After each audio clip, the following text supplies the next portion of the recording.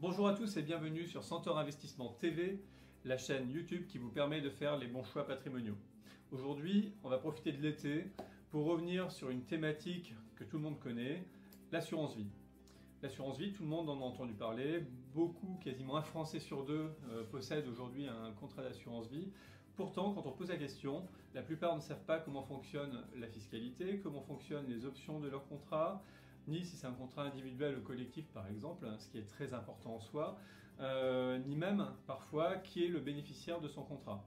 Il existe aujourd'hui des contrats de nouvelle génération qui vont permettre de bénéficier de revenus garantis à vie ou encore des contrats qui permettent d'isoler la part d'intérêt et de participation aux bénéfices, ce qui permet de réaliser des rachats à tout moment en neutralisant la fiscalité. Donc je vous propose aujourd'hui de revenir sur le thème du jour, faut-il détenir une assurance vie ?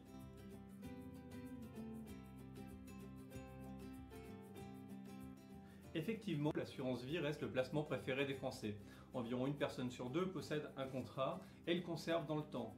La particularité de l'assurance vie par rapport aux autres solutions d'épargne repose sur le fait qu'elle permet d'épargner en bénéficiant de rendements plus ou moins attractifs selon ce qu'on met dedans, fonds en euros ou unité de compte.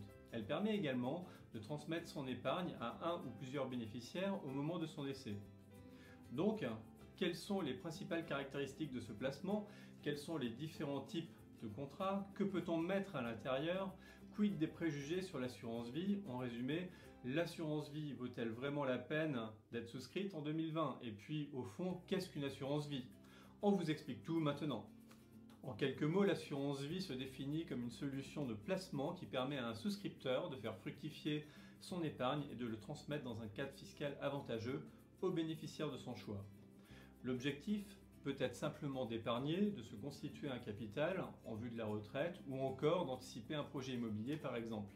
L'assurance vie permet ainsi de générer des intérêts qui dépendent des sommes versées sur le contrat sur lequel il n'y a pas de plafond. Vous pouvez donc placer 50 € comme 50 millions d'euros en fonction des possibilités offertes par le contrat choisi.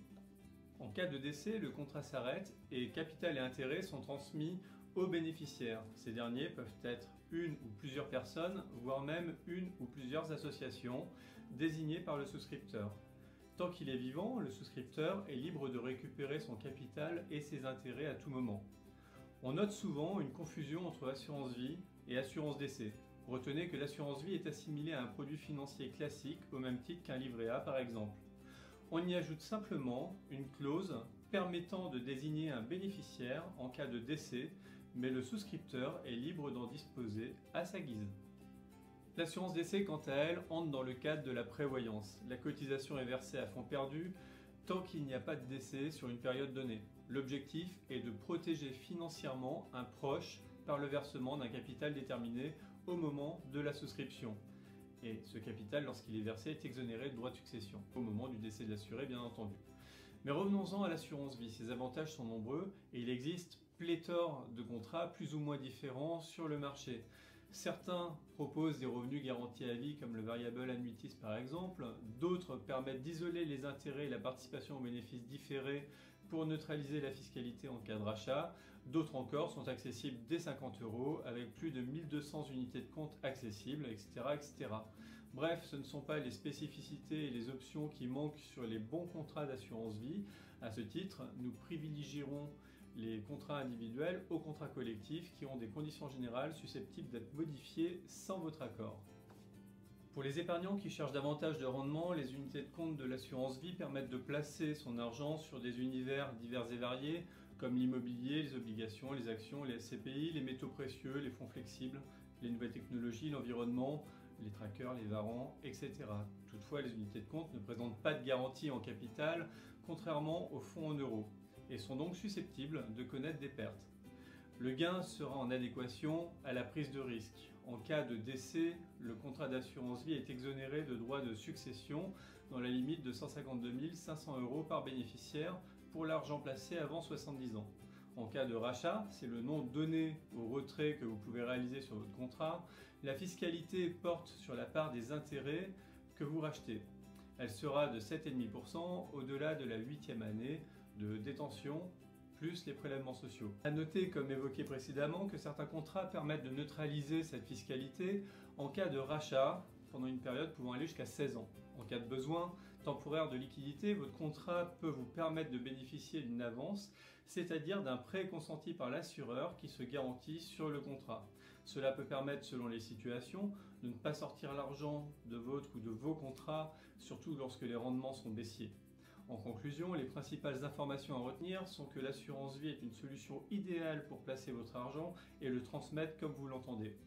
Elle permet de vous constituer un capital qui évoluera dans le temps grâce aux intérêts produits. L'épargnant pourra verser librement sur son contrat en fonction de ses possibilités et le capital restera disponible à tout moment.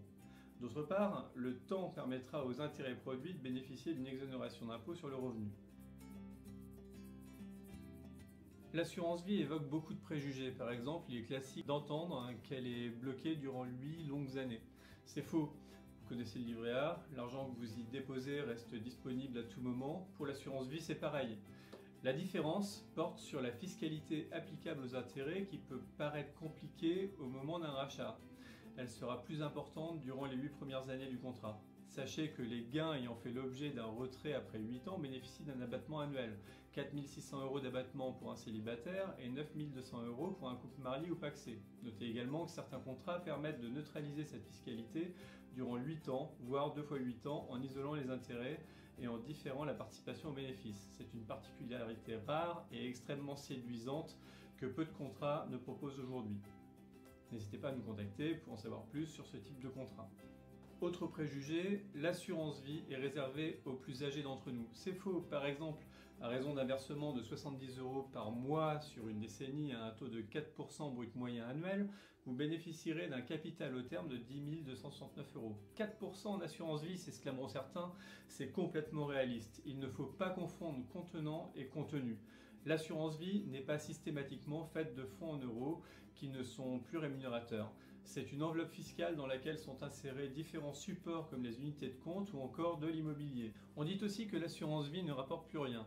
Effectivement, le rendement des fonds en euros baisse chaque année davantage. C'est logique du fait qu'une grosse partie des fonds en euros est constituée d'obligations d'État qui ne valent plus rien.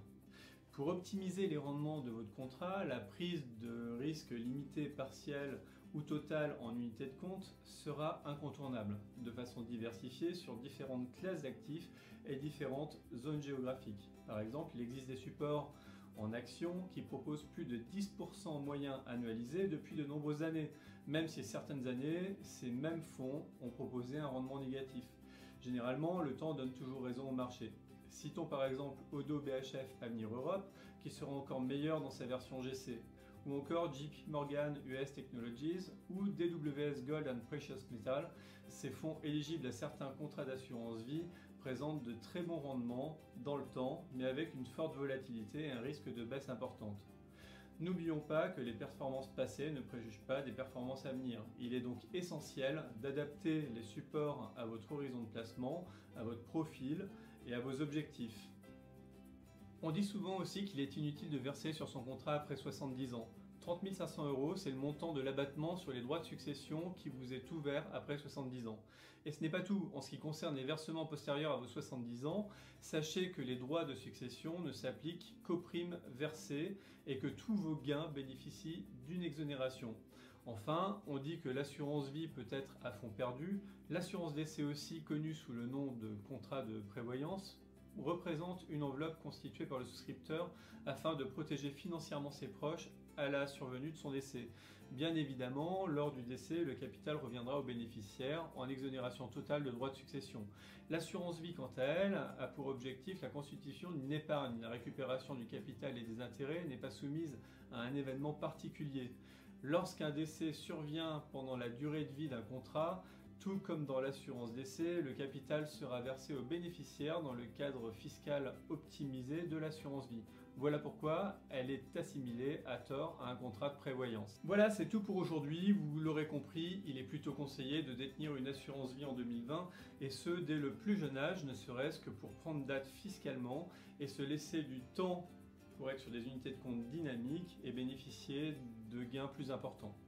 N'hésitez pas à faire appel à Centaure Investissement pour étudier les nombreuses solutions que nous pouvons proposer à nos clients en termes d'assurance vie, que ce soit de droit français, luxembourgeois ou même suisse.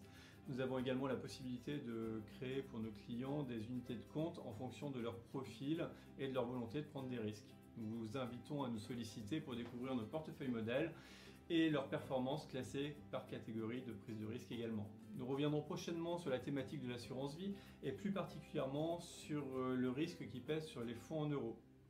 Si vous avez aimé cette vidéo, nous comptons sur vous pour vous abonner à la chaîne en cliquant sur l'icône dédiée à cet effet, puis à cliquer sur la petite clochette pour être informé de nos prochaines vidéos mises en ligne.